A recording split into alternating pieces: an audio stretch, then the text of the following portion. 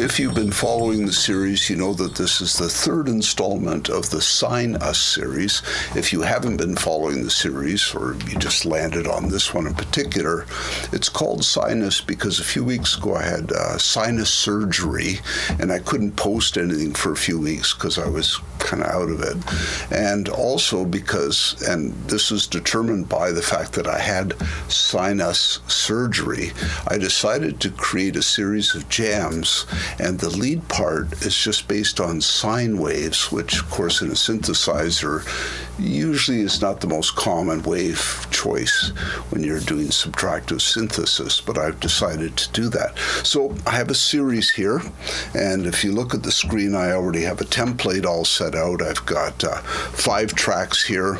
The first one is drums. It's armed and ready to record, and because of the nature of this beast, I've realized that I kind of have to break down the recording into a series of recordings. So I have my MC-707 here. I'll just pull it out so it's a little closer. You can see it. And what I'm going to do is I'm going to lay down the drum track first. I'm going to lay down about 2 minutes of drums, though generally these songs are only a minute long, but I want to be careful about that. So I'm going to lay down 2 minutes of drums, and then we'll go from there and lay down the instrument track. So let's just get going here. Here's the drums are recording now, and every drum track is just something fairly simple and repetitive, just to give me some kind of basis to start with. And they're just 1 minute jams, so I don't need anything really fancy. So we'll do about 2 minutes of this, and quite frankly, it gets a little boring. So I'm just going to stop talking right now, and we'll come back in a moment at the 2 minute mark. So here we go. Okay, we're at the 2 minute mark. We finished recording the drum track, and now we move on to what I'm going to do, kind of a little bit of a very simple bass part here. And what I may do is just record a little bit of it and then copy it, extend it out. So we shut the record off on this, okay, and we record on these 2 tracks. Now, one of these tracks is to record the MIDI, and the other is to record the audio. And I'm actually just going to reverse the position of these. So this first set, I'm going to record just kind of a little bit of a bass part if we play it here.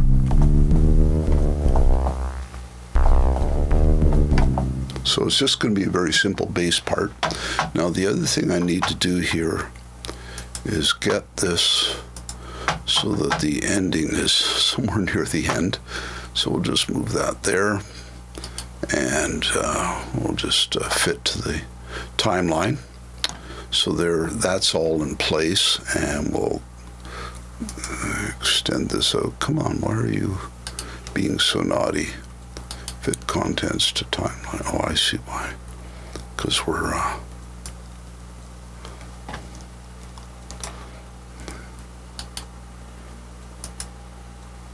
okay, there we go. Now we finally have the start and the end here, but it'll finish up somewhere in here. So what we're going to do now is we're going to record this kind of bass part. So we'll just start her up.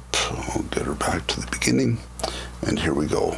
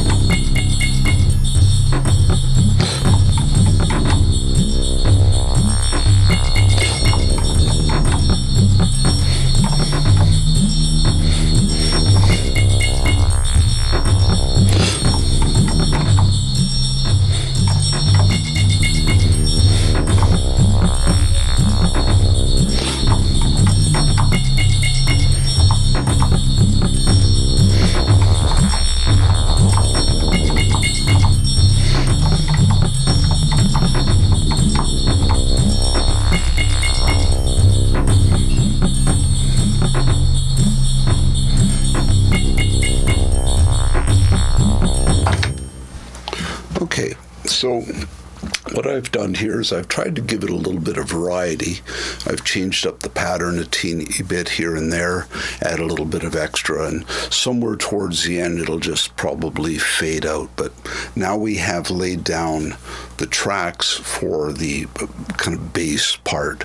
So we'll turn off the record on these, and we'll turn on the record on this, and this will be kind of interesting because I haven't practiced this, so we may jam this a few times.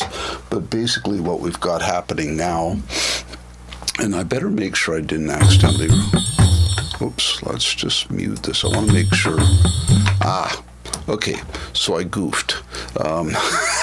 So what we're going to do, I don't want to have to re-record this, but I forgot to mute the drum track, so it's now actually recorded onto, and I need to make that clean. So what I'll do is I'm going to delete this. Okay, so it's gone. So now I just have the pad. I'll mute, I'll set this to record. I'll unrecord these, but I will, I don't think I have to worry about muting this because there's nothing there, but let's do it anyway as a precaution. Okay, so we have our pad part, and now what we're going to do is we're just going to feed the MIDI back into the MC-707, and then it will play that track and record it here. I'm going to turn down the drums to make sure that they don't record back through. Okay, so here we go, and we're going to record, and this should just be the bass part, only it's not because I forgot. Control Z, save, go back. What I have to do now, because I've done this, I have to make the source the MC-707. Before it was just the keyboard, but of course I'm not playing the keyboard, so now I've set the source to the MC-707. So here we go again, and we're recording, maybe. Okay, so while this is recording, you've already heard it once. Let me explain what's happening now. I'm laying just this track down, so now I'll have a drum track up here. I can shoot my mouse here. I have this drum track, and then I have this kind of bass pattern just to give it a lot of bottom end. Once I'm done recording this, I'll mute these two tracks. Well, I'll mute this track here, the MIDI track, and I'll set these two to record, and then I'll play the lead part and see if I can get something interesting over top of this pattern. The thing I'm not confident about at the moment is whether I can listen to this bass part, the audio track, while I'm recording the MIDI and not have it overlap. So we're going to find out in a minute. The only way I'm going to find out is to do it. I don't think it'll feed back through the system because I didn't pull down the pod on here that last time, but we'll find out pretty quick. Okay, so that's the end of the recording of the bass part. I will mute this, and then I will unmute these and set them to record and back up, and we'll save this because computers are never to be trusted. Mind you, I have to say that Pro Studio has been pretty stable. It's very rare that it crashes on me, which is really nice because it could be really annoying. So let's see what happens here. We're going to hit record, and I don't even know what I'm going to play yet, but here we go. So I hear the bass.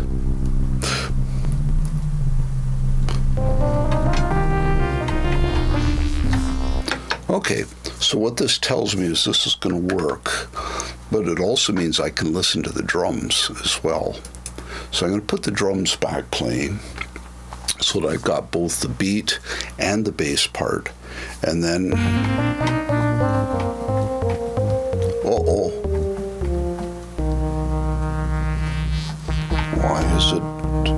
why is it playing?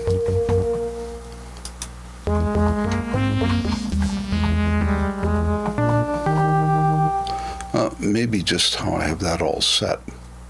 Okay, that's fine. I think I'm going to take this up an octave. So, okay, we moved up an octave, and we're going to record, and we're going to see what happens. See if this works. This is why it's called a jam.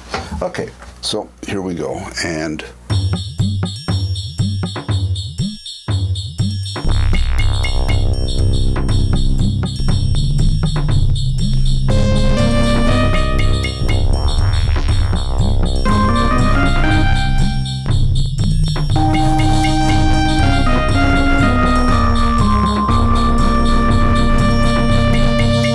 this moment we're going to stop because this is really chaotic. Even if I turn this down, let's mute that and let's turn down this track.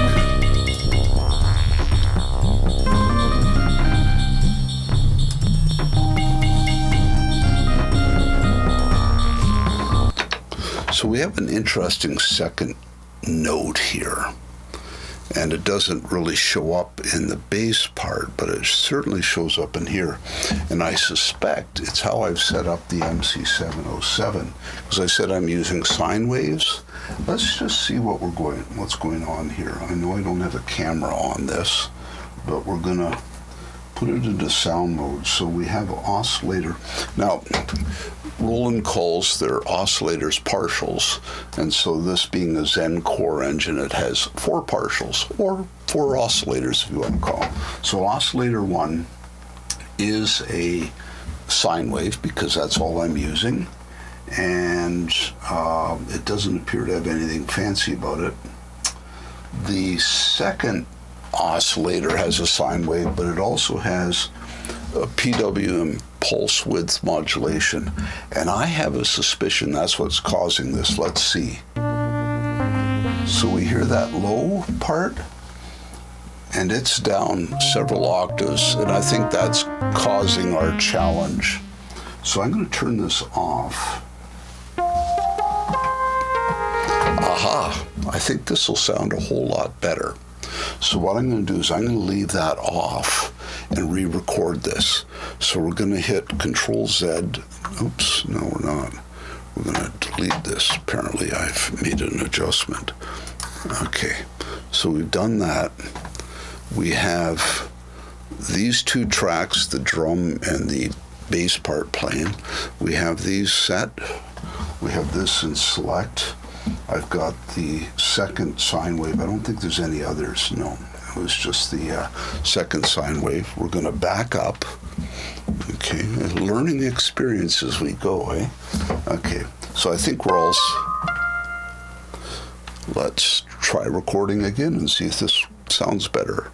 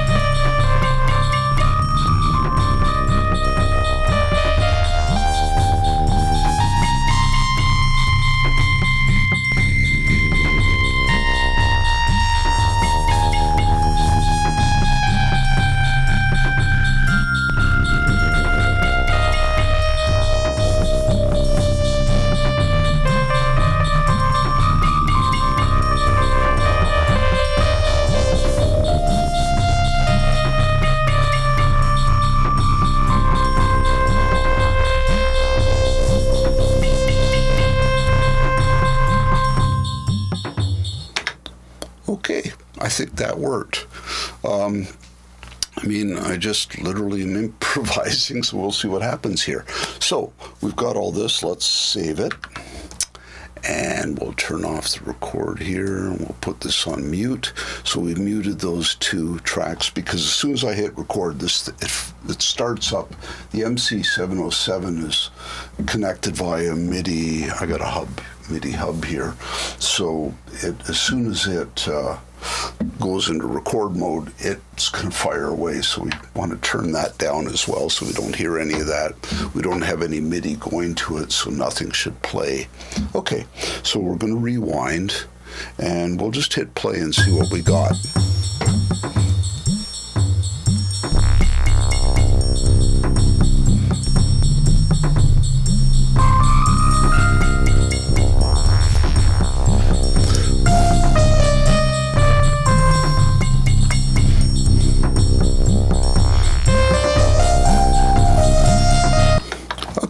So the next step is mixing this and processing it. So if I bring my mixer back over from the other screen here, you can see what we've got happening here. I've got nothing turned on, but I have a lot of things that could work. So if we just mute the drums, or I'm solo the drums, okay, and we play them, what I have is a Pultec as a possibility. So if we turn it on and we turn it off, oh yeah, it adds way more bottom end and air. Okay, I also have a compressor which is set to 808 enhance. Let's see what happens. That is brutal. Okay, what other options do we have? Drum room squash?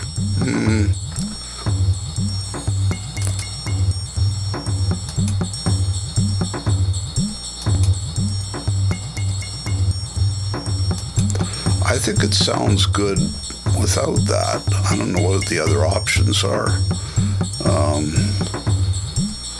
Sustainer.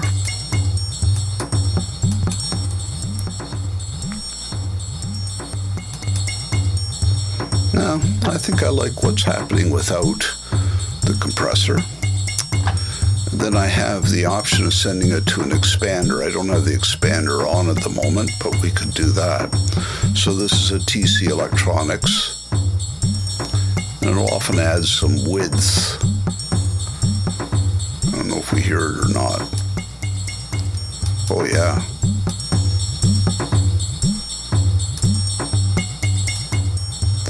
This may end up being too loud at the end. It's certainly peaking, isn't it? So we'll take that down a bit.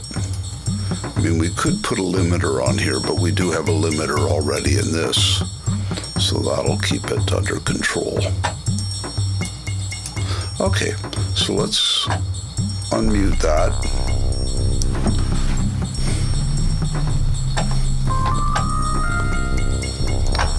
Okay, let's just solo this bass part. I've had an EQ on it in the past because I've wanted to kind of restrict the range that it takes. Let's take a look at what's happening with the over here with the lead part. So you can see the lead is in this area here, and the bass is down here, so they're not overlapping much. I'm still gonna take out some of it. Maybe we'll really cut it. Go back to the lead. Yeah, the lead is not really interfering much, so if we take that out, we'll just mute the drums for a moment.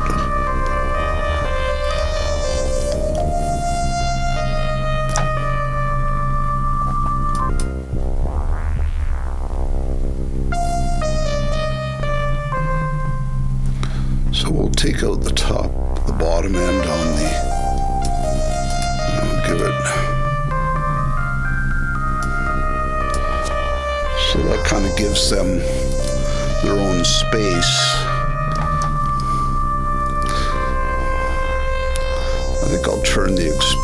the expander's on already. I don't know if we need the reverb on the lead. Expander makes a huge difference, eh?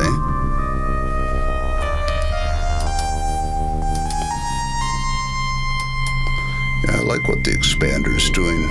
Okay, so if we move that back over here,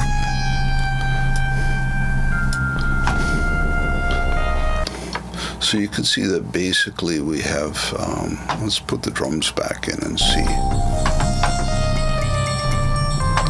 Okay, so the drums are kind of buried, so we need to bring down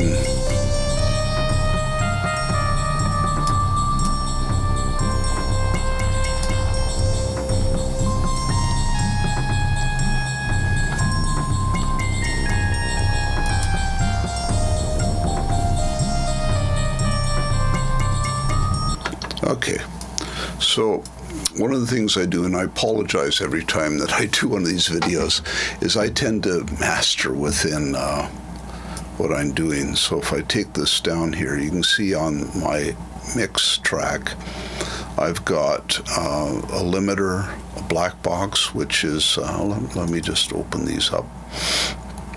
Black box is a saturator, so it adds some saturation. So we'll just listen to this as we go. So there's the limiter, there's the black box.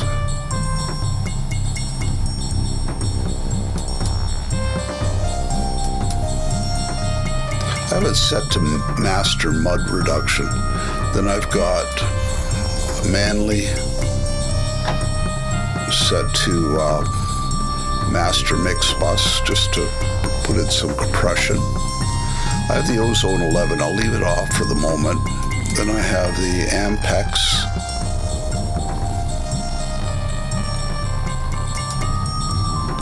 I don't think that adds anything. First of all, it's absolutely hammered.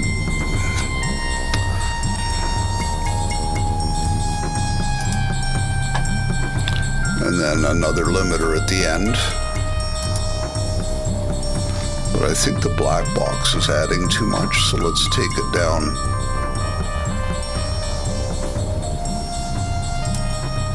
It's better.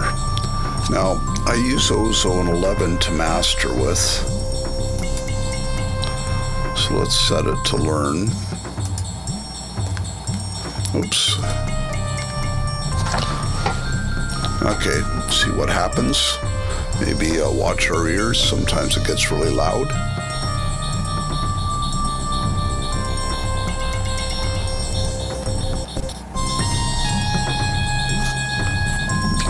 Okay, so it thinks it's EDM. If you want to dance along with it, please feel free.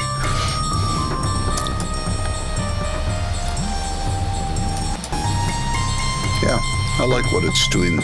Sometimes I don't. Anyways, that's everything that I kind of add to this to try and help it along. Close this off. I'm going to put the mixer back in the other. I'm not going to show you the rest of this. Basically, what I have to do is put it into mix mode and see what I'm going to do with it, how I'm going to cut off the drums and all that. But I think you get the idea. Basically, I might do a board fade at the end, or I might just cut it. We'll see. But it sounds like maybe I'll fade the drums out, because these tracks here, if we listen,